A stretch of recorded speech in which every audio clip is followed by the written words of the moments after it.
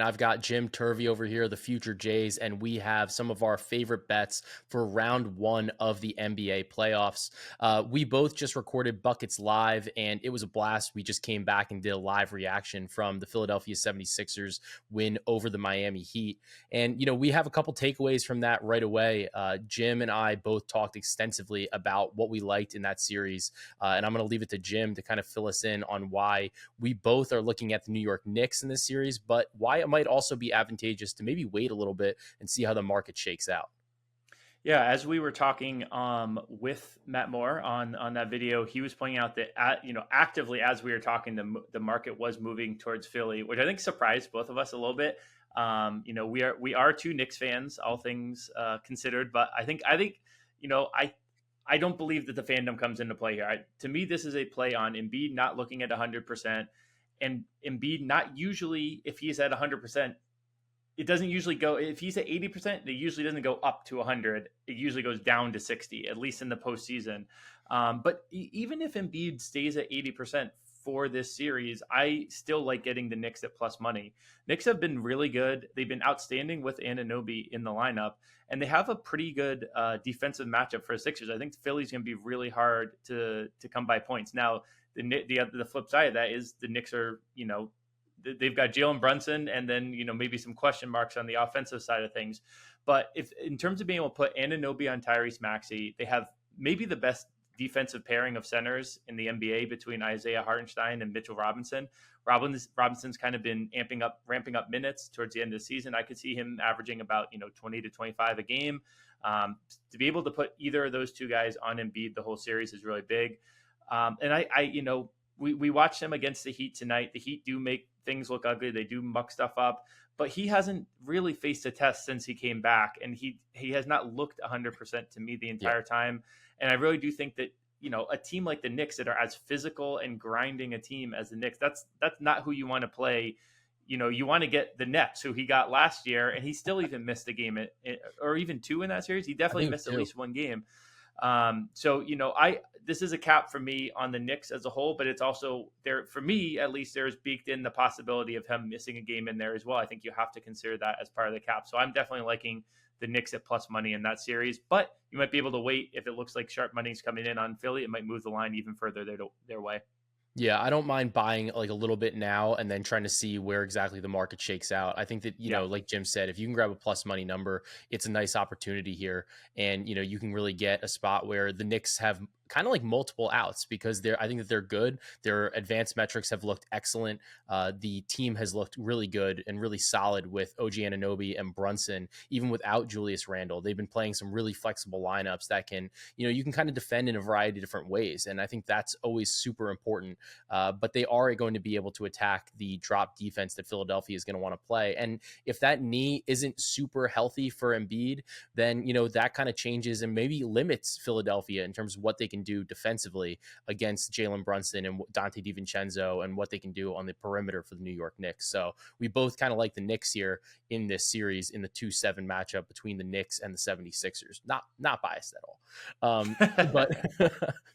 But we do want to talk about another defensively oriented series, and Jim has a series of bets from the Magic versus the Cavaliers series. Jim, hit us with your best bets off the top, and then we will dive into each of them as we go. Yeah, for sure. So I have three bets all coming out of that Magic Cavs series. And honestly, they're kind of correlated. So I'll say them right off the top here, and I'll kind of walk through. The logic's honestly going to overlap a lot, but here are the three. So I have the Magic to win the series 4-2 exact. The price on that is plus 500. I have Donovan Mitchell under 26.6 points per game for the postseason. And I have Darius Garland to lead this series in threes at plus 550.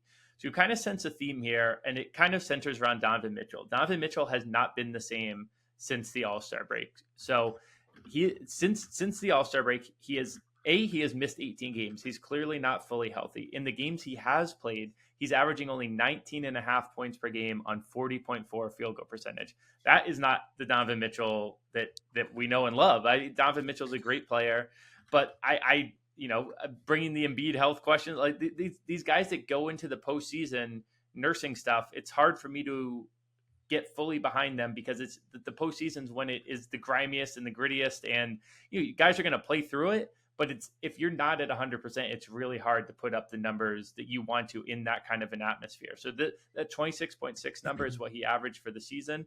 But I like him, especially in this defensive, if I'm seeing the Cavs going out potentially in the first round, their one matchup is the Magic. If they win, they're going to have the Celtics, who are another great defense. So it's not really great for him either way you cut it. And we always think of Donovan Mitchell as a great scorer in the postseason, and he has definitely had huge moments. But if you take out that one COVID series against, or when back when he was in Utah, Oh yeah, you that was take awesome. out that. Yeah, he had the multiple 50-point games. If you take that out, he basically averages one more point per game in the postseason. So he definitely is a player who can get up for the postseason. But in these matchups, with him clearly not fully healthy, I'm going to take the under on what he was averaging for the season as a whole. That kind of plays into the cap here with the Magic. So the Magic as a whole, actually, before let me end with that one. Let me circle to Garland, because the Garland, to lead the series in threes might seem like a strange thing for someone who's on the Magic side. Magic just don't really have 3-point shooters. I don't think that's going to be part of, they don't really need to do that to beat this Cavs team. This is, partially another way to fade Mitchell. Garland is basically neck and neck with him this season. And then if Mitchell's going to be a little bit off, yeah, it's as simple as a number that is longer than it should be, and that Orlando doesn't have a whole ton of shooters. I also think that this series is going to go, again, to circle back, I think it's going to go at least 6 games here. I really like this exact at 4-2. I think this will be a gritty, grimy, long enough series that sometimes you get a sweep, you can get a series leader who's like a really crazy out of nowhere player because it's only 4 games. The longer the series goes on, the more the actual cream of the crop rise to the top.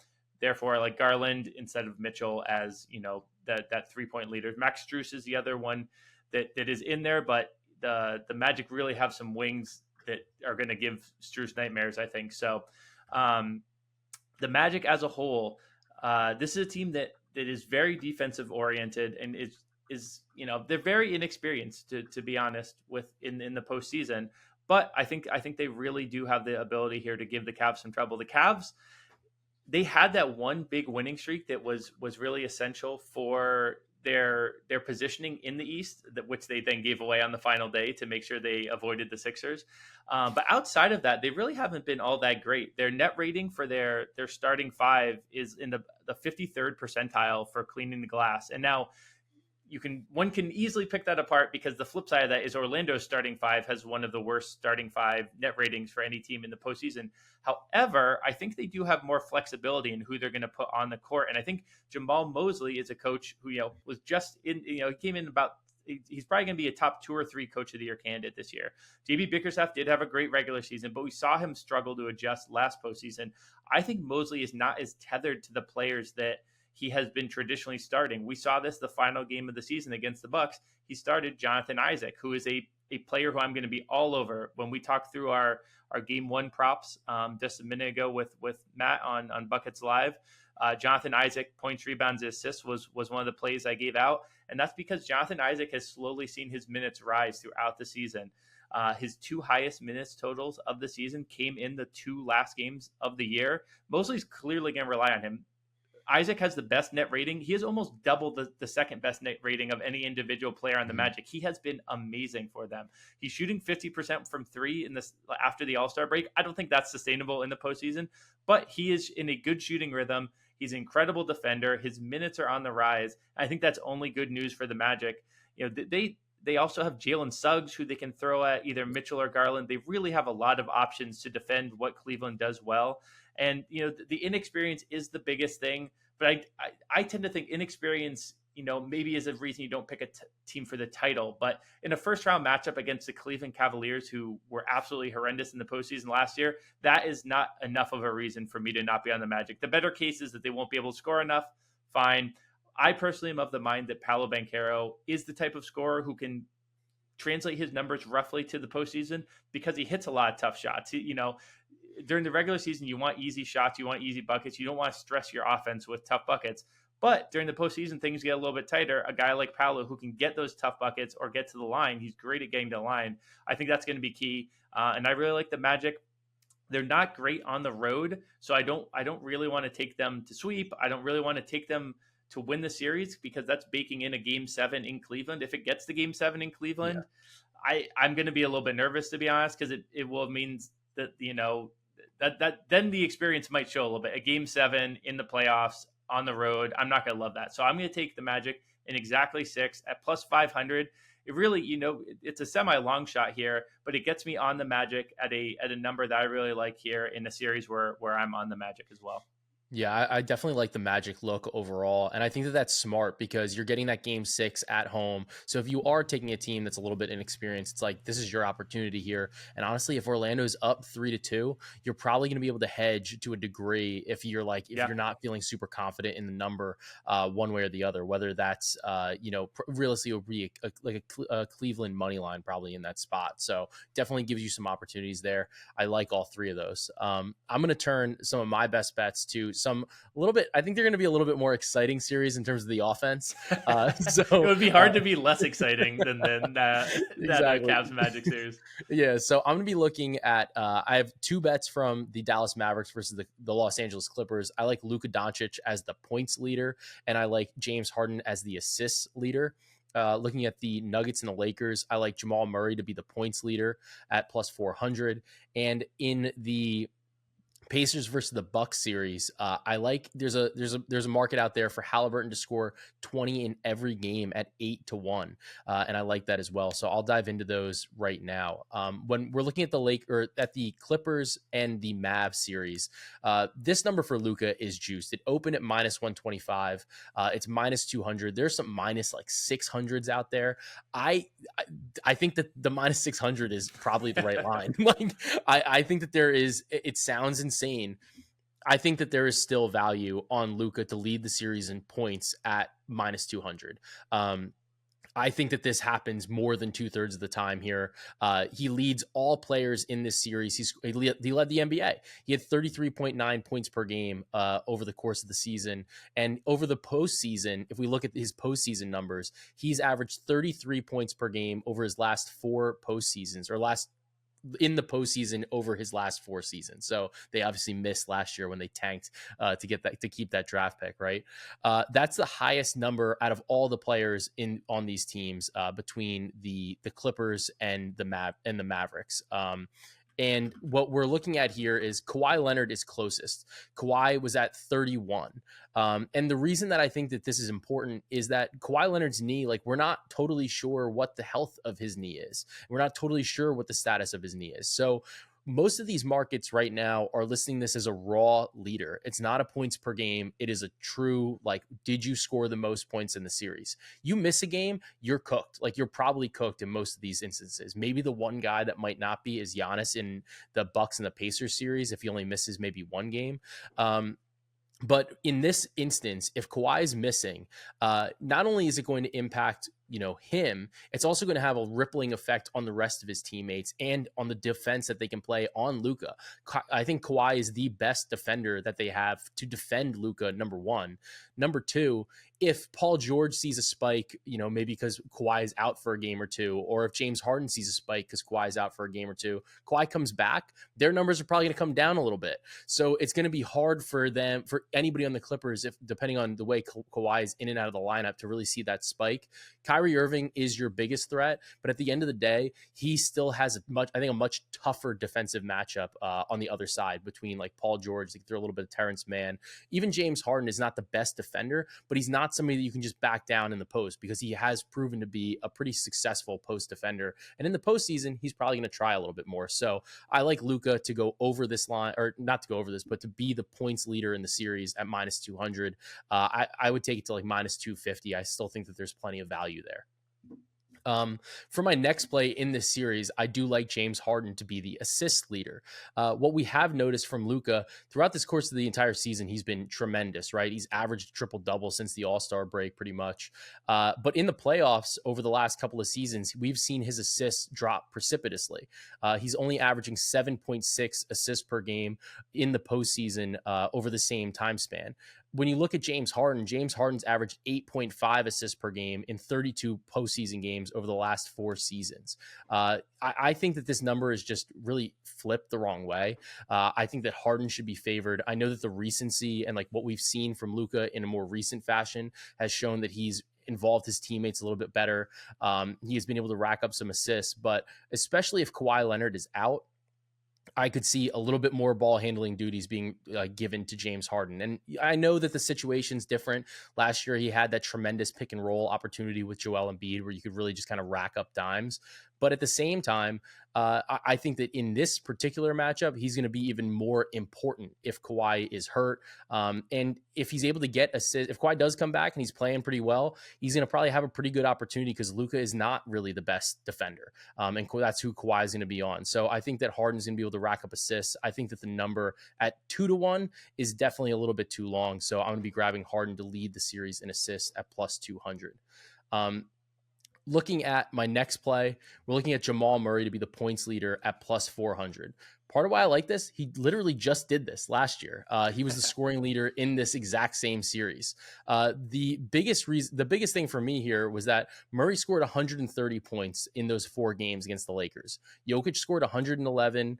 And the next closest was also LeBron at 111. Anthony Davis scored 107. Nobody else was even close. Nobody else even cracked 100. Nobody else even cracked 90. So this is really, to me, it's a 4-man race between Jokic, Murray, AD, and LeBron. And given the fact that this particular matchup is a little bit tougher for Jokic just because like the Lakers are really going to try to sell out to stop him. And it's part of what, Jim has talked about this. He talked about this. We've talked about this on multiple episodes before, but it's, that little bit of Rui defense, maybe a little bit of AD, like they're trying everything they can to slow down Jokic, including even like throwing LeBron on Jokic. What that is going to do is it's going to really loosen up things for Jamal Murray, who, when you look at who the Lakers have to defend him, you're seeing a lot of Austin Reeves, a lot of D'Angelo Russell. It's not really a great combination. So I do like Jamal Murray to go over this line, I like him to go over his points line generally across the series because I think that he's going to be the scoring leader here in this spot. So I think the number at plus 400 for a guy that we know is going to be on the court, that we know has one of the softer matchups in this game, in the scheme. I like Jamal Murray to lead the series in points at 4-1. And then finally, I'm looking at Tyrese Haliburton to score 20 plus points in every game of the series. Part of this has to do with the cap on the Pacers against the Bucks. I think that if Indiana is going to win this series, they need to hit Milwaukee fast. They need to hit them hard, and they need to do it right away. We know that Giannis is going to be, it's expected that he's missing some time during the series due to injury. I think that Indiana is going to try to make this a shorter series.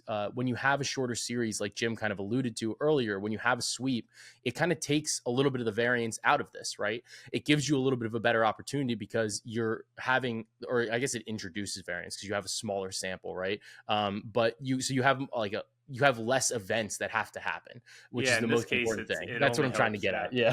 you have fewer events that have to happen. Which matters. And that's like why one of those things, like when you talk about even parlays, because that's really what this is. It's a parlay. And you're betting on him to have 20 points in every game.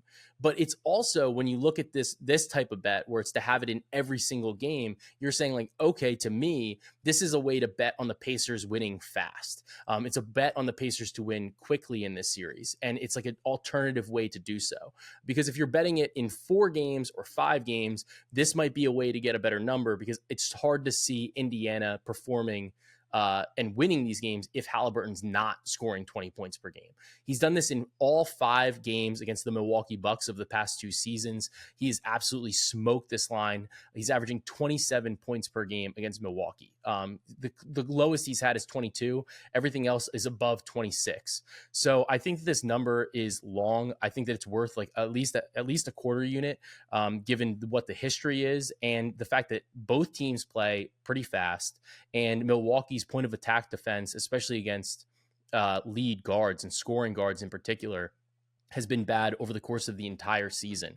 So I could see Haliburton putting up like a 29 spot in the first game of the series, and all of a sudden you're going to see his points prop jump and you're going to see the points prop maybe it's like 22 and a half, 23 and a half, and you're never going to see this type of line right now. I think that right now you're seeing a plus 800 specifically because his points prop is set at 19 and a half for game one. I think that line is too low, and I think that you're getting extra value here because, like, yeah, if you parlayed 19 and a half points at minus 110 4 times in a row, 5 times in a row, 6 times in a row, you're not getting the value. But I think that if we see this line close where I think it should close moving forward, probably closer to like 23, 24, 25, that 20 plus points prop is going to be like minus 250, minus 300. And that's where you're getting a little bit more value at this plus 800. So I like Tyrese Haliburton to score 20 plus points in every game of the series at plus 800. Yeah, I love all these. I feel like it's like Christmas when like you and I just genuinely love these series leader props. And I was like, don't send me yours. I'm going to dig in. You dig in. We're going to see which ones we overlap on. Those are mostly the ones you're hearing here. And so, yeah, I absolutely love these series leader props. You really get to kind of dive in and think about who's going to get minutes, who's going to lose minutes, what matchups are good, who can last in a series. I really like the Haliburton one as well. As a way to kind of like as a Pacers escalator. And I think some people, I myself was kind of like, oh, Haliburton wasn't the same since the start of the season. Towards the end of the season, he started to trend back up. I said earlier, It's rare to see someone go from 80% to 100% in the postseason, but it seemed like Haliburton used the regular season to go from 80% to 100 or near 100%. And he's looking really good as we go to the postseason. All right. Thanks, Jim. And best of luck on your wagers, everybody.